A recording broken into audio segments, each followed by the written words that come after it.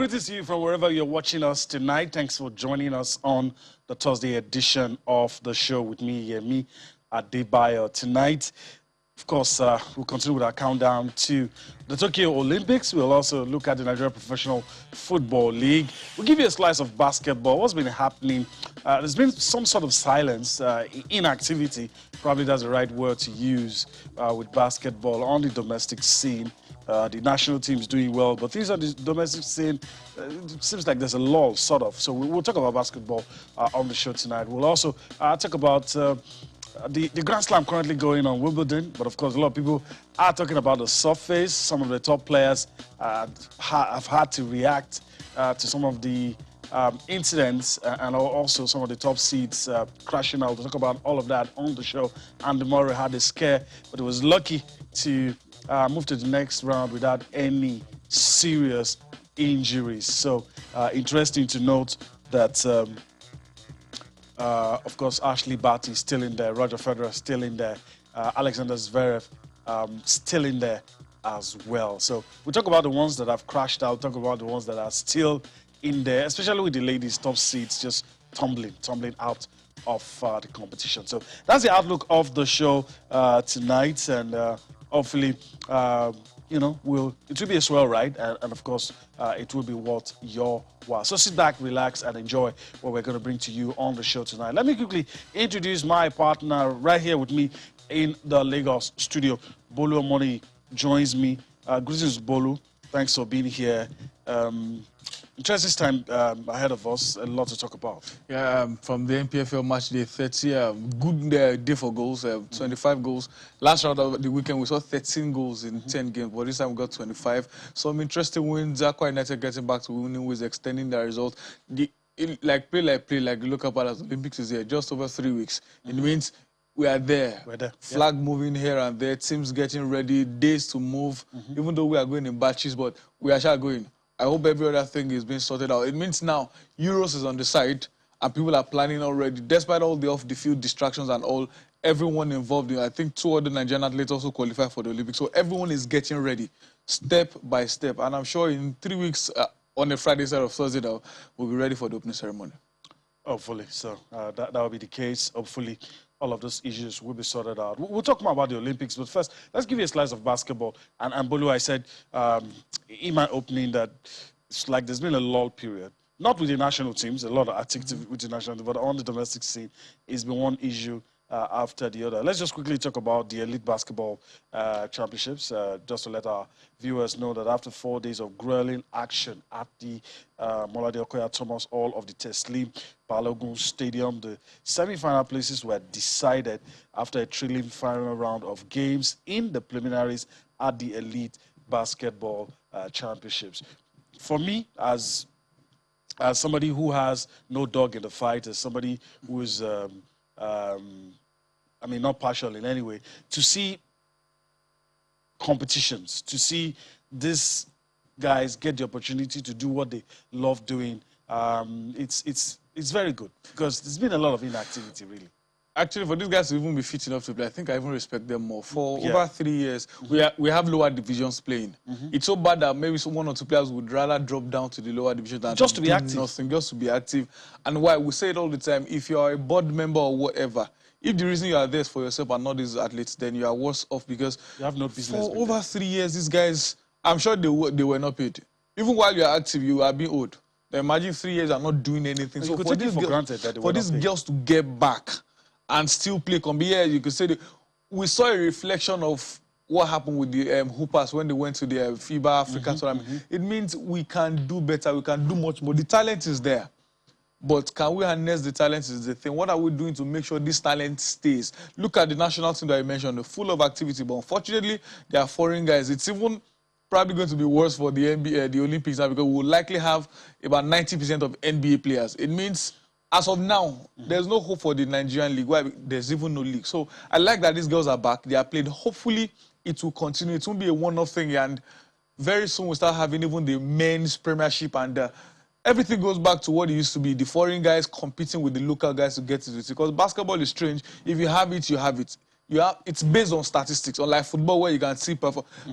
Basketball is about your numbers, and if you have the numbers being a local player, you can challenge anybody in the world. And you have the names of the teams that have been able to get to the semis right there on your screen. And just to echo everything that Bolu said, we're so very happy.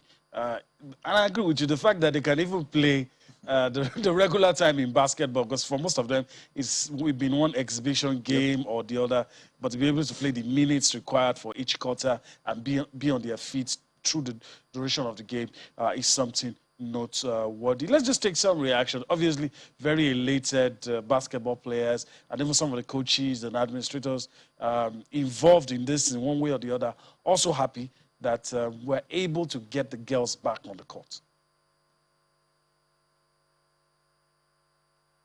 And it has a very bad impact because all of us are just dormant, nothing is going on.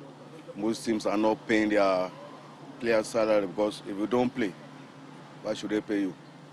But with this one, we're very excited and we're very happy with it. We can see that the excitement is there. All the girls are highly motivated. It's just like a pre-season tournament for the Zine League. From my own perspective, women basketball has not always been in relegation because we control Africa. We are the best female team in Africa and we have the best female basketball player in Africa. We are coming up though. We could do better, but on ground, we are doing good. Right now, I can boastfully say we are second in the male league because we played finals 2 years ago when the league held, and this year we are introducing our female team to the top flight of Nigerian female basketball. And the future is bright. If you watch the first game yesterday, you can tell that we've really missed, trust me, in all honesty, we've really missed basketball. Because normally, we've been playing, with the last competitive game we played should be maybe 2018 for me, not even 2019. 2019 we were just kind of a rush. Now, unlike yesterday when we played, there's what we call running time and stopping time. Now, most of these girls, all these kind of a little tournament they go, so it's just 2 halves, 2 quarters, 10-minute running time. Unlike yesterday when they were playing now, they were kind of like, man, coach, it's been long I played 10 minutes, it's been long I played 10 minutes stopping time. Well, I was like, okay. So that means the lapses, the gap is too wild. So which is what we're hoping on all stakeholders of basketball, if you know you love basketball. So because now we can't leave the fight for the federation anymore because for me, we don't even have a federation. We don't have a federation because right now they've even dispersed the board. So we don't have it. So whatever you're saying right now is just a personal effort from a group of person, a person and the support from the back. All right. Some of the coaches are reacting. I mean, we could take a lot of things from what some of the coaches have said. And the last person that spoke talked about anything you're seeing, just effort from a group of individuals who don't want to see the game die. And talking about being active. And also, buttresses the point that, look, if you actually love the game of basketball, all of us will forget our personal issues and just make it work. I hope those in charge will really listen to that part. And you tried not to say it. But just a point like we don't even have a board, and it's the truth. And sadly, Olympics, we have both male and female, men and women at the Olympic Games. It's never happened before in Africa, but I don't even know who will lead them out, actually. That's another discussion for another day. Separate discussion. Like the coach was rightly saying, you could see the lapses, the fatigue. Training is not, you can train one whole year. I tell people, while I was younger, I play football. If I'm on holiday, I play morning, play evening. When school was session, play evening, go to school, play hours, 3, 4. The first day I went for training, I knew there was difference.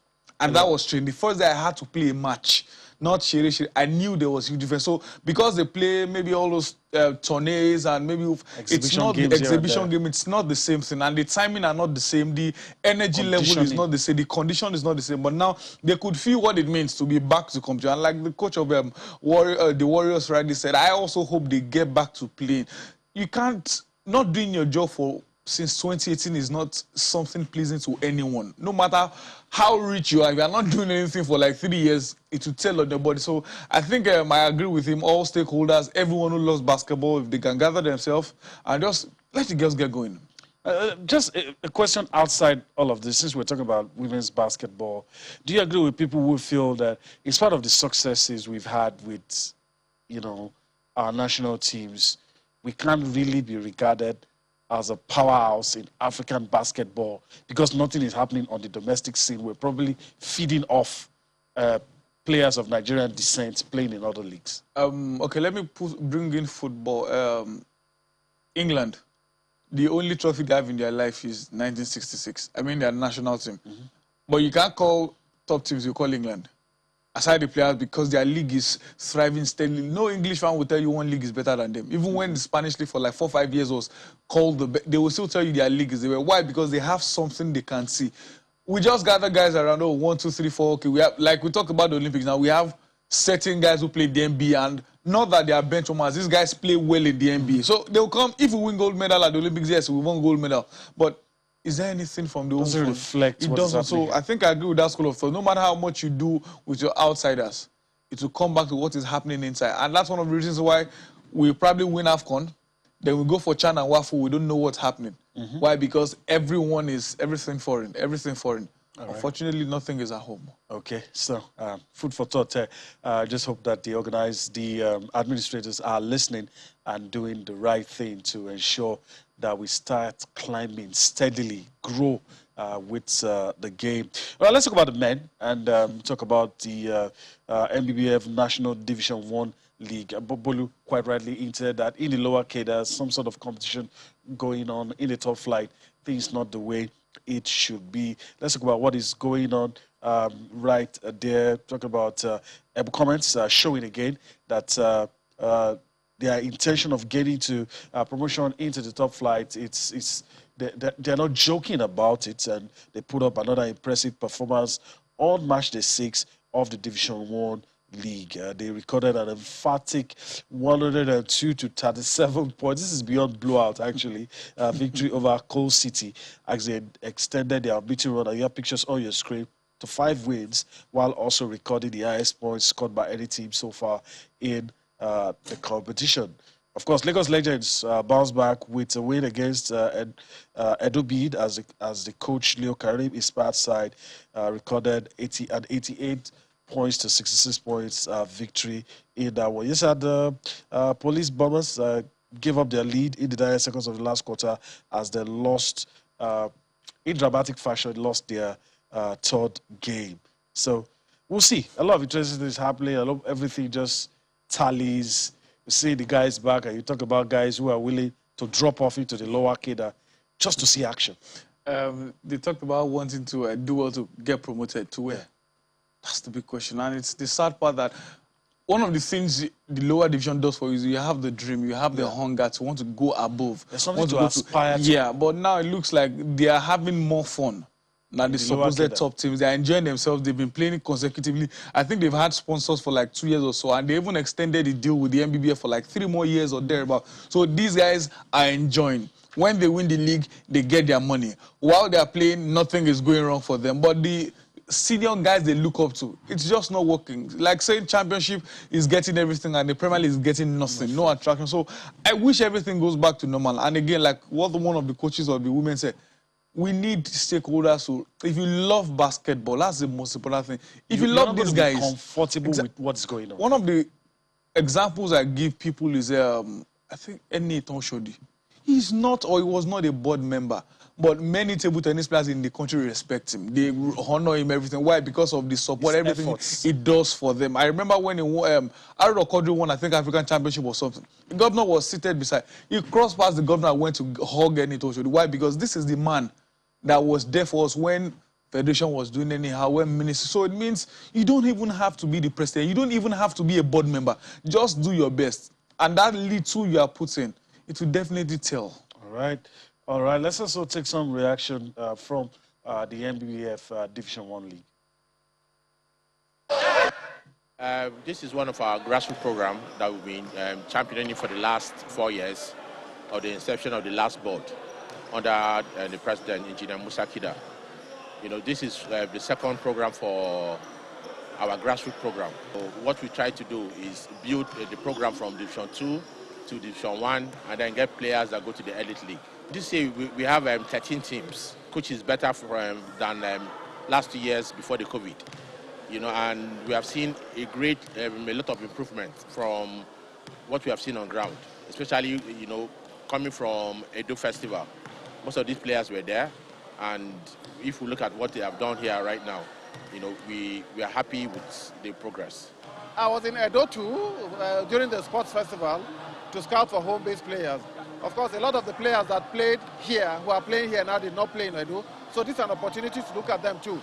Also, I'm not scouting for a particular age group. I'm also looking at age grade players to see the ones that come from 15, 16, 17, age grade category.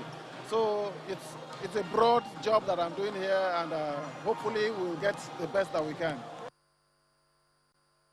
All right, so a lot of activity going on in Division 1. Hopefully everything will work together, and we'll also see same level, if not more, in the top flight. Let's move on now and talk about the biggest sporting event on the planet, talking about the Olympics. And let's just tell you from where we stand. It's 22 days to go to, I repeat, the biggest sporting event anywhere on the planet. Tokyo 2020 Olympics holding in 2021. And of course, the organizers continue to promise a safe and secure Olympics. In spite of all the issues that they've had to deal with, they've crossed many hurdles. They've had to deal with issues seen and unforeseen, budget cuts here and there, inflation. Then you have throw in COVID, there's skepticism, a lot of opposition, but yet they are holding on strong. And this is a touch relay. 22 days to go, Bolo. Reality is setting in, and many of us are happy about it. I remember when we started the countdown from 100 days, it was like, okay, will it happen? We're like, okay, well, let's see. Let's see. But the organizers, the IOC, were not thinking about anything called... They said there was no plan B. They were not thinking about anything because looking at how much they spent in 2020, they were 101% ready for the last year, despite the fact that they knew they would postpone months earlier, but they were fully ready. And this time, their only option was either let it hold or we cancel it. And it got to a point they said, we are not thinking about anything. These Olympic Games for 2020, 2021 must hold. I love their faith. I love their drive. I love their strength. That they knew what they wanted and they tried to fight. It was so bad. Remember at the point they were like, okay, we'll get ready so amounts of vaccines. We have rules for athletes. We have rules for journalists. We have rules for everybody. Yeah. You mess this up, you are going back home. Straight it away. means they don't want excuse of, okay, because he's an athlete. No. So you won't give those people who don't want the Olympic Games to hold, you don't give them a reason. But we told you, you mess up this, you are going back home. But they are doing everything possible. And like we said last week, Japanese now, they are getting ready. Okay, well, I think this thing has happened. And this is the Chiba prefecture, and in this region, it was restricted to just a stage performance. Unlike some of the things we saw last week, where people lined the streets, but in this particular case, safety first, and a bit of caution. You could still see people, but this event, of course, the one in Chiba prefecture, sometimes it might take a day or two, but for this particular day, it was just on the stage, nothing on the streets and everything. And I guess as we approach, they're trying to be more cautious. And you also talk about stringent measures. You've talked about one already. And the IOC is saying having these Olympics without even Japanese fans is not totally off the table. Yeah, the truth is there are different ways. It depends on, for example, Euros has shown that it started from Germany last season. Okay, this thing could start. Okay, one or two other leagues joined. Oh, wow, we can actually play football without fans. We don't like it, but we got used to it. The Euros came, okay, even FA Cup final, we started with, okay, 2,000 fans. Oh, we can even have minimal. Okay, Euros, 10, 14,000 fans. Oh, we can do more. Hungary had about 60,000 fans in their stadium. So it means they are watching. Everyone is watching from different places. So I think I'm loving it, and I love the vibe that it's bringing in right now. I do as well. All right, we'll come back to talk some more on the Olympics. What about now? We need to go on a break. When we return from that break, still a couple of more stories to take from the Olympics. Then we'll come to talk about the Nigeria Professional Football League and a lot more for you on Sports Tonight.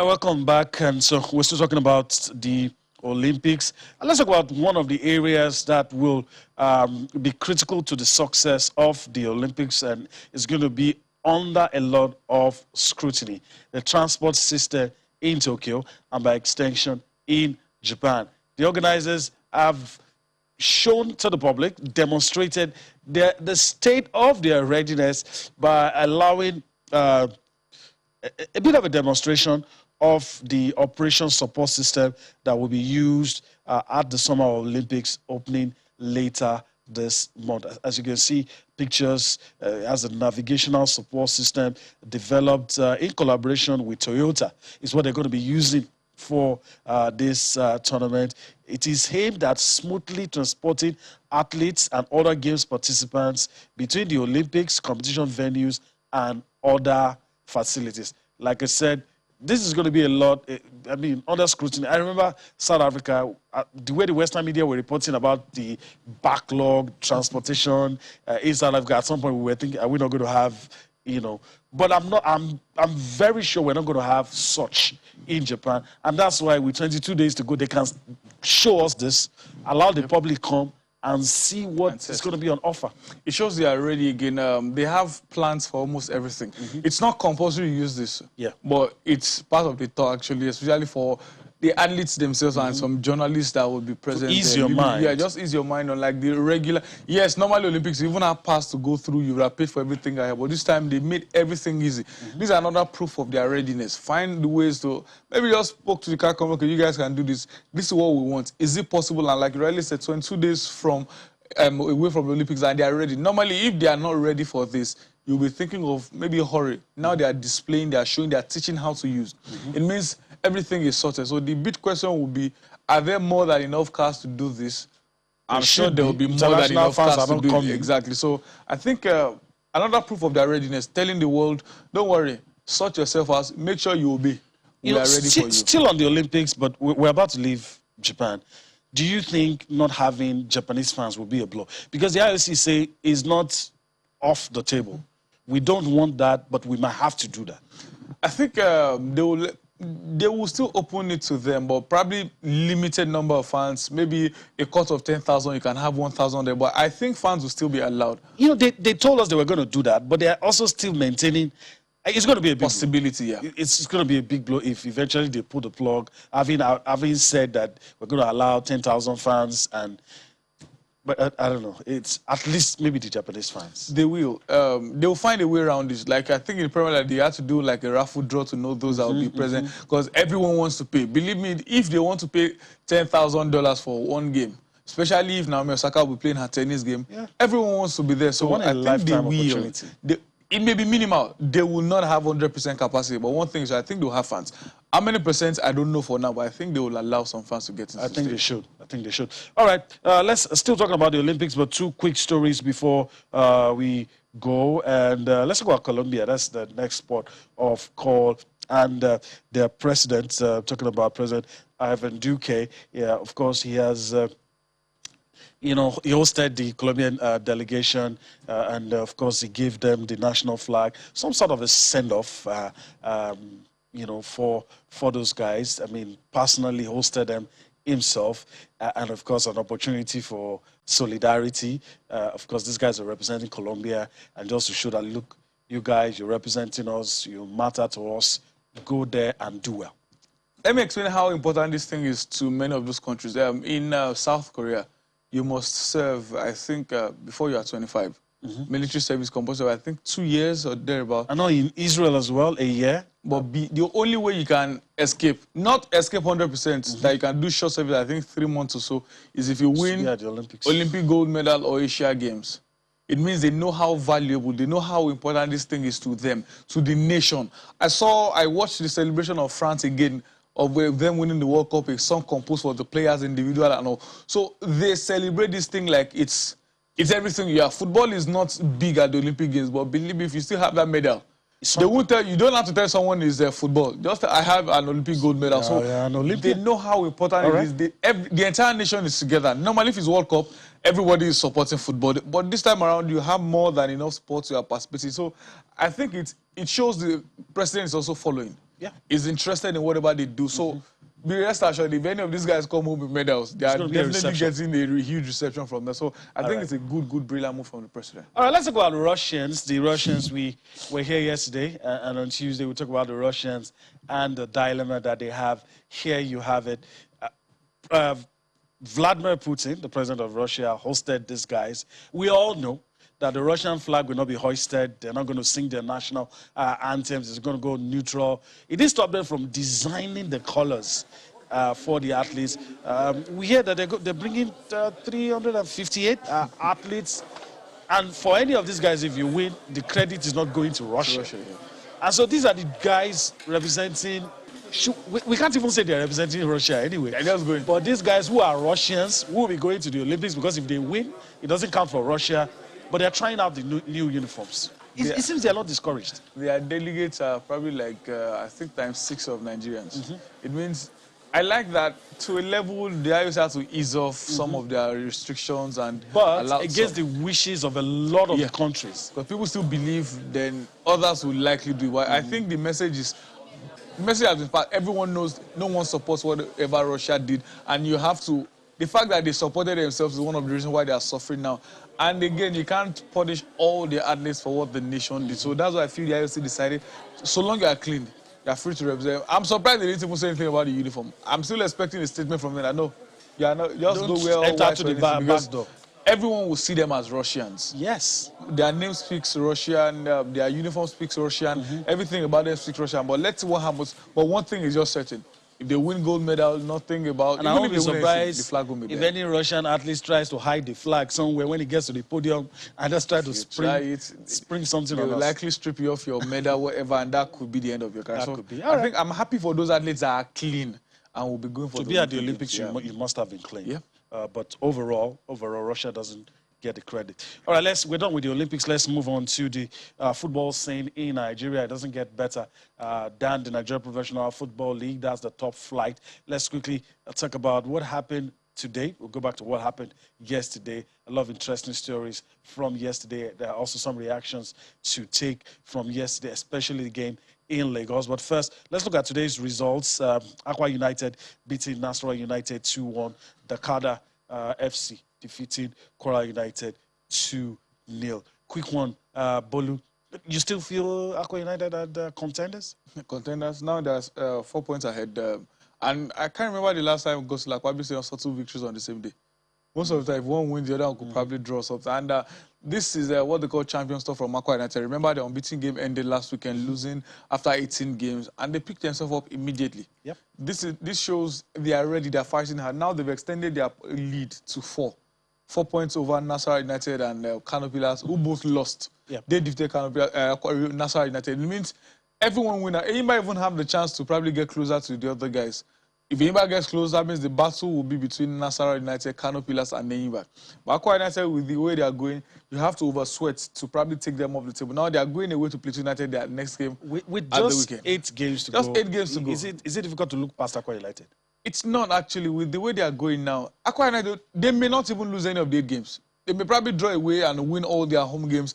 If they win all their home games, whatever happens away, it doesn't matter. Right. They will probably be champions. Okay. Let's go back to yesterday. So, 8 matches were played yesterday. Let's quickly take a look at the results and special emphasis on what happened in Lagos. Bolu will talk about it.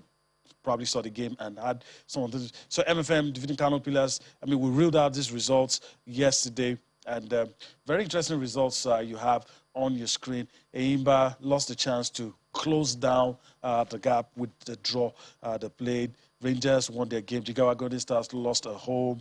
Sunshine Stars, at least, in spite of all their issues, were able to get a result. But, Bolu, let's just talk about the game in Lagos. And old war horse, Rabi Ali, still pulling the strings for, he even got to go chopped off yesterday. But your impression, we're going to see clips shortly, pictures from that game at the Agege Stadium. But your impression of Kano Pillars and of MFM in that game. And that 2-1 in favor of MFM, by the way. A good win for MFM again. I think they lost their last game. They are only lost in like 2-3 months since they resumed the second half. And what a way to bounce back. And against who? Against a Kano Pillars. Playing Kano Pillars anywhere is not an easy task. Wherever you are playing, home, away, They have fans foreign, everywhere. they have fans. I saw a post-game interview of some of their fans that were not allowed. He said he came to Lagos because of that game. And he doesn't stay. Unfortunately, was not allowed to get to stay. So Kano Pillars have fans. MFM put out information before that game. Before the game, but all our games are behind closed people doors. People decided to go, and I like try that them. everywhere was locked. I saw media guys trying to show coverage.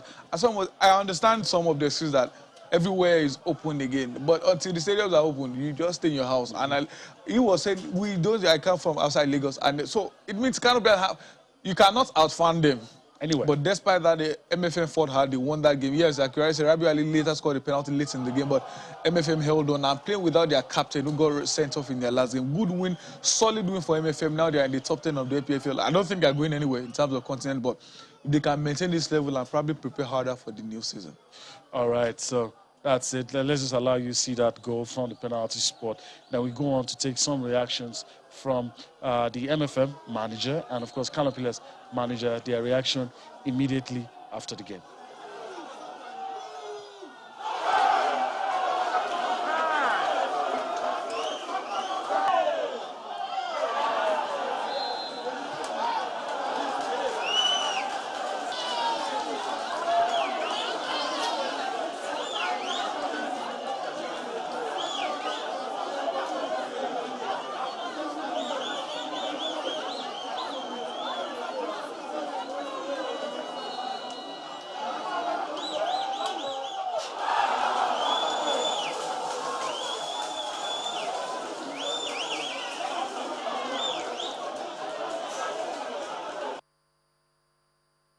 The team is not other, it's the team leading the chart of the Nigerian Football League, and I know, although I know the boys are very, very fit and very mental okay, tactically and otherwise. And you can see what the parade and the performance of the boys shows that I think the team is going somewhere. I'm very worried because I'm not inside the field, rather, sometimes it happens in a game of football when the team is leading and you can see players are so very funny sometimes. The leading might go to their head, and that is what exactly happened there. A few minutes they lost, I think, a little bit concentration, and that would lead to a little bit lapses at that defense there. We are playing Adamawa, Respad, and I know the team is not yet over. The league is not over, but the boys still going to work very hard and tell them what to do. And I think it's a match that we need to go all out to get something out of it so that I can be able to stand well on the league. We are not supposed to lose this game, but it's not our day. We can't do anything. Let's go back to the drawing board to work against our lapses, and we improve against our strength. I'm impressed. Not my day. My target is to go and win the remaining matches because I'm still targeting the winning the trophy. I have 4 home, 4 away. So I need at least 2 away to maintain my home winning.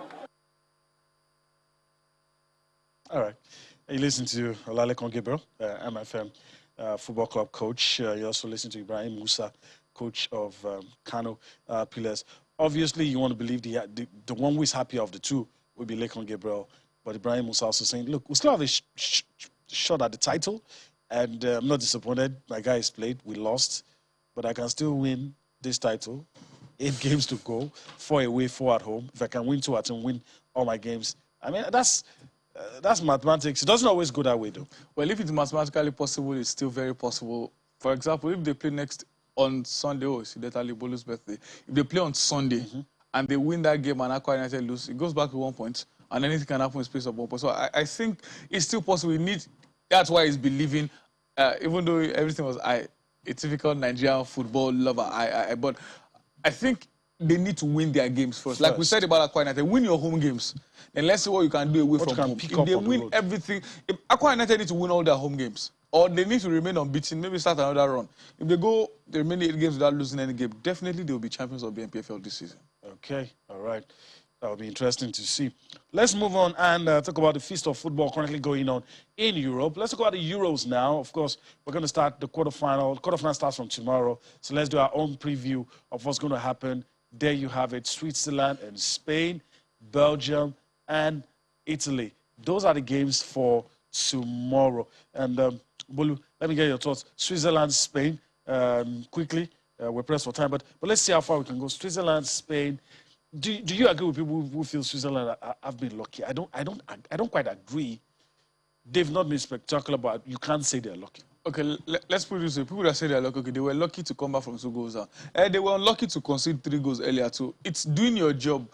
People have the mindset of, like we say in boxing, that you need to knock out someone before you are considered a good champ. Just win your game. They knew what they...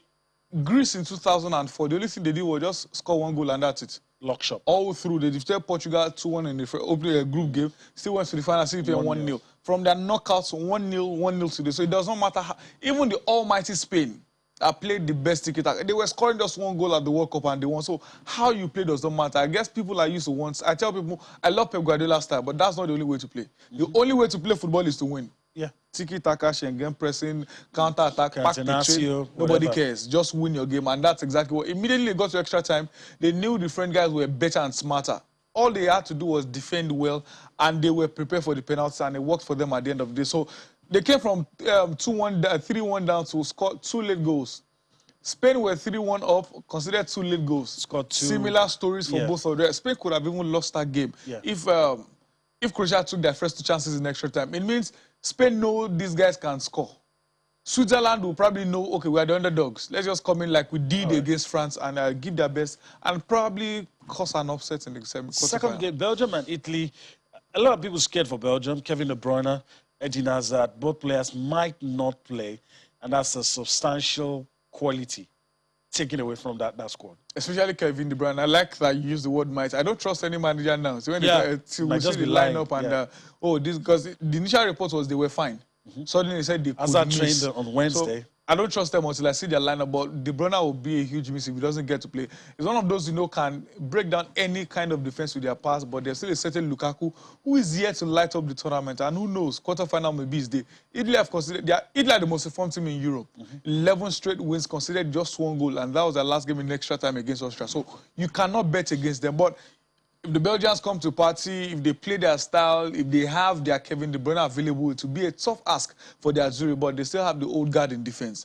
And sometimes, like the Italians will tell you, attack win your games, but defense win a trophy. If that will come true for them against Belgium, Belgium will Have the Italians been tested? I mean, that's another thing people try to throw at in these discussions. They've not really been tested. They've not... I mean, it appears... I don't know if Chiellini is fit, so Bonucci might have to play pair up with somebody else. Donnarumma, good goalkeeper. But people say, look, these guys have not been tested. One thing I tell you when they come up with, you hear Macedonia, I tell you, you play who is in front of you. You may be lucky enough to play the weak. Okay, let's look at England. England is on the weaker side of the draw. But they didn't get themselves there. They probably, if they had finished second, it could have been a different story. You play who is in front of you. Look at France. France played a supposedly lesser opposition in Switzerland, and they lost. Sweden was the favorite against Ukraine, but Ukraine fought hard and won that game. So sometimes you never can tell. The favorite, Italy, may end up facing a tougher Belgium and lose woefully. And if they continue maybe defend well, hopefully the Verrattis will turn up in the middle and hold down everything. But one man everyone underrates in that Belgium team is Witsel. Axel Witsel. People don't think about him, but when that guy plays, creates shields the Tielemans looks like a prime Toni Kroos when he's playing with Witsel. So when that guy is also there, I would love to see his battle with Verratti. The very tall guy who can control the midfield against a very not too tall guy who has midfield control. So it should definitely be an interesting game. I'm a big fan of Axel Witsel as well. One moment you're seeing him in the opposition's box, the next is in front of the back four, and it makes it look easy. Makes it look just one man shielding while other guys get to do all the things they can do. All right, so that's it. We'll see what happens in that one. Like we always say in sports, may the best team win. So it's going to be interesting. Bolu, let's move on the show and spend the remaining time we have to talk tennis. And where do we go from here? Let's talk about the Swiss maestro, Roger Federer. He's been able to advance to the next round. Of course, he won his second game. A bit...